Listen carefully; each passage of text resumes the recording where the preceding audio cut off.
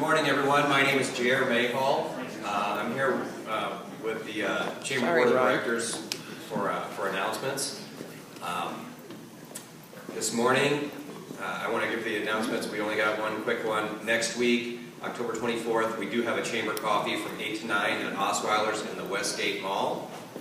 So everyone, please try to make it there if you can. This morning, I am going to introduce Chuck Deisbeck from Western Iowa Networks. They've had a great program going on here in Carroll County this week, and I guess in Crawford County too. But it seems to have been very well received. I think it's a great message. I think everyone needs to kind of pay attention to it, people in the room as well as younger generations also. Without further ado, I'm going to introduce Chuck, and he can tell you a little more about it. Thank you, Chuck. Well, good morning. What a great turnout. And we'd like to thank all the chamber members for showing up here. Chamber members support each other, and we really appreciate your support. We started about a year ago on a campaign. We just thought with an open house, we wanted to bring awareness to texting and driving. We sell a lot of cell phones out of our office in Carroll. And we just felt we had a responsibility to our customers. Everybody says it's the youth, but it's not really the youth. It's anybody that has a cell phone. And young adults, older adults, they tend to be driving and think they have to get a message out right away, and they want to send that message. Well, when you think about the amount of people that have cell phones and the amount of distractions that are on the roads, it's really more of a distraction than people that are drinking and driving. It's more of an issue. So we started thinking about it. It was a great response last summer after our open house, and we decided we needed to build on that. And we really wanted to bring awareness. Can we change everybody's habits? No, we know we can't. I mean, this is such a huge issue. But remember years ago, and pretty much everybody in this room, maybe there's a few younger ones, Holly, maybe she went through it, but we never used to wear seatbelts. When I went through driver's training, they didn't say you had to wear a seatbelt. It wasn't the law. So now, everybody wears a seatbelt, or everybody should. The young kids, you get in, grandmas, grandpas. If you're a parent, your kids say, hey, put your seatbelt on. So we can change. And that's kind of what our message is how do we get people to change? So we decided we needed to do something more than what we did last year.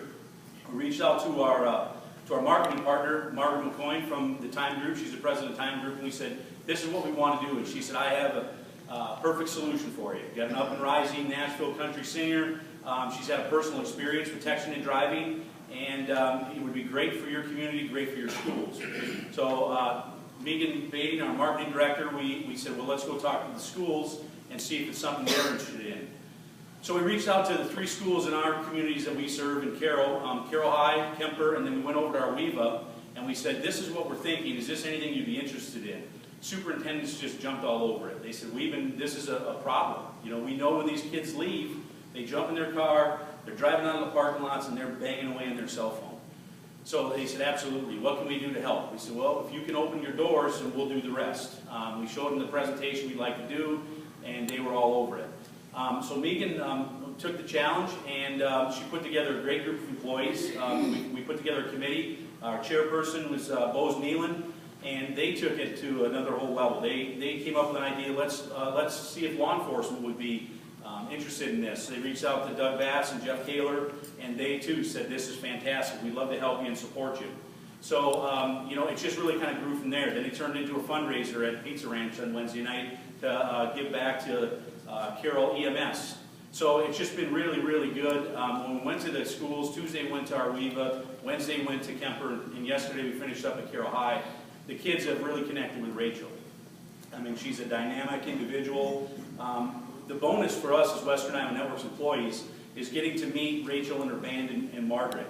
And Brian and his grandfather, who were doing sound for us, talk about a group of individuals with character and good Christian values. I mean, just great people. I mean, we've been fortunate to get connected with you guys, and we really appreciate that. Yesterday we were having lunch, and I was sitting next to Mike at lunch, and plays in the band, and Margaret signed another 16 schools in Texas to do this same campaign.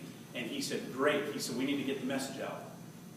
So they're passionate about what we're doing, which shows in the presentations that they do.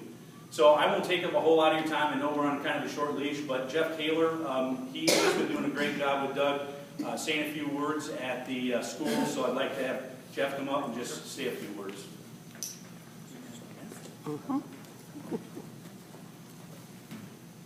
Good morning, everybody. First of all, again, I've done this in both of the schools too. We owe a debt of gratitude to Western Iowa Networks for having this campaign come forward. I think all of us have been driving down the streets, and on a regular basis we see not just kids, but adults texting and driving, not paying attention. I've been your police chief for almost 30 years, and as I mentioned at the school yesterday, unfortunately, one of the worst parts of my job is giving death messages. And I've given death messages to at least 15 sets of parents in my time here for children who've been killed in accidents involving alcohol. Well, we've all heard the old saying that friends don't let friends drive drunk. But now we're getting into the age where friends are letting their friends text and drive, and on top of that, some of them are drinking. As I kind of jokingly said yesterday, most young people are outstanding texters, but they're crappy drivers. And most of us old guys are pretty good drivers, crappy texters. And regardless, the two do not mix. So again, thank you, Mike and Kevin, Rachel, everyone that's been involved. I've had a great time meeting all you guys, and as I talked with Kevin the other day, I'm kind of a country western guy, and especially guitar player. So watching Mike and Kevin and listening to Rachel's been, I joked with somebody yesterday that this is one of the, death messages are the crappy part of my job. But I got paid to go to a couple of concerts this week, and I'm like, cool. And the mayor and the city manager here, they'll probably zing me for that later. But anyway, thank you all for coming. And again, do your part too. Don't just come and listen to the music. You have an influence on people in your life, whether it be adults, your children, your grandchildren, or whatever. Talk to them about this.